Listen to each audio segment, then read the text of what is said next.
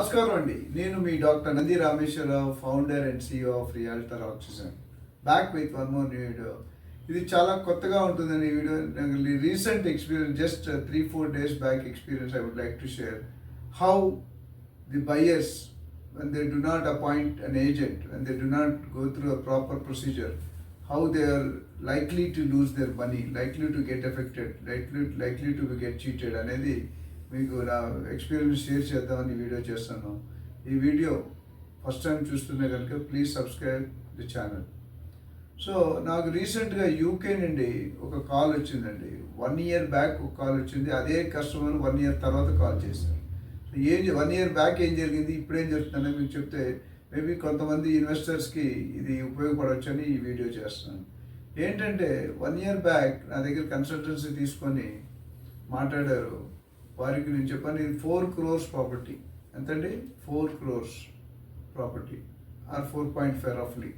So ఇది pre లాంచ్లో నన్ను నా దగ్గర అడ్వైస్ తీసుకుని అడిగారు, సార్ ఇది ప్రీ లాంచ్లో నాకు ఆ 4.5 crores కాస్త I'm getting almost 1.25 crores profit అంటే తగ్గించి ఇస్తున్నారు. ప్రాజెక్ట్ ఒక 4 to 5 years ఉంటుంది, 100 acresలో విల్లాస్ అని చెప్పారు.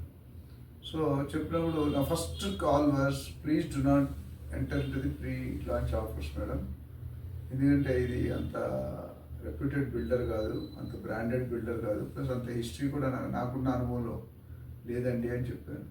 సరే అన్నారు. నాతో కన్సల్టెన్సీ అయిపోయింది. నేను కొన్ని ప్రాజెక్ట్స్ రిజెక్ట్ చేశాను.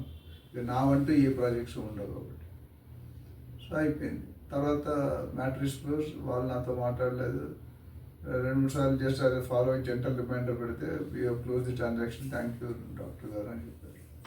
ఫ్యాంటాస్టిక్. ఇప్పుడు నాకు రీసెంట్గా, very recently I got a call from the same customer. You will be shocked to hear the news.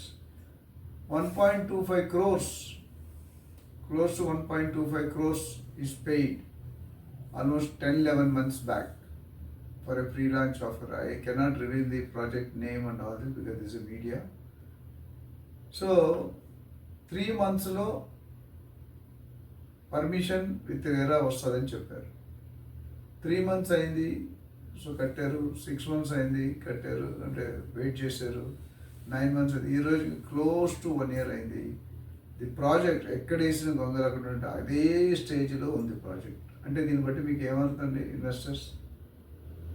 So money is collected, money is paid, receipts are given, only receipts are given, nothing else is given. A receipt కూడా normal receipt, not on the letter head. అది legal వ్యాలిటీ ఉందా లేదా, దాని మీద RERA number లేదు, DTCP number ఏమీ లేవు. Pre లాంచ్లో ఏమి ఉండవు, that's a fact. So now the builder is saying, మీకు డబ్బు ఇంకా డిసైడ్ చేసుకున్నారు. ప్రాబ్లీ 1-2 months బ్యాక్ డిసైడ్ చేసుకొని చెప్పారు అనమాట, మాకు ఈ ప్రాజెక్ట్ వద్దండి, డిలే అవుతుంది, please return back our money. So అది చెప్పిన కూడా తర్వాత కూడా ఐ థింక్ 1-2 months అయింది అనుకుంటా, they are not giving. So వీళ్ళు ఒకరోజు సీరియస్, యూకేలో కస్టమర్ ఉంటాడు, ఇక్కడ పేరెంట్స్ ఉంటారు, మన బిల్డర్ నుంచి హైదరాబాద్లో ఉంటాడు. సో వెళ్ళినప్పుడు అడిగితే ఇవ్వము అని చెప్పట్లేదు కానీ ఇవ్వట్లేదు, ఇవ్వము అని చెప్పట్లేదు కానీ ఇవ్వట్లేదు. So they delete align technique అంటారు. సో అది చేసి వెళ్తే వీళ్ళు దే గాట్ అప్సెట్ అండ్ ఈమెయిల్లో కన్ఫర్మేషన్ తీసుకున్నారు, పలానా రోజు ఇస్తాను. ఆ టైం కూడా అయిపోయింది. ఇప్పుడు అడిగితే ఏమంటారంటే, ఆ ప్రాజెక్ట్లో మాకు ఫండ్స్ అయిపోయామండి, మీ పర్టికులర్ విల్లా ఏదైతే తీసుకున్నారో అమ్మిన తర్వాత మీకు డబ్బులు ఇస్తాం అంటున్నారు. You can see how it has been shifted the scenario of the investor.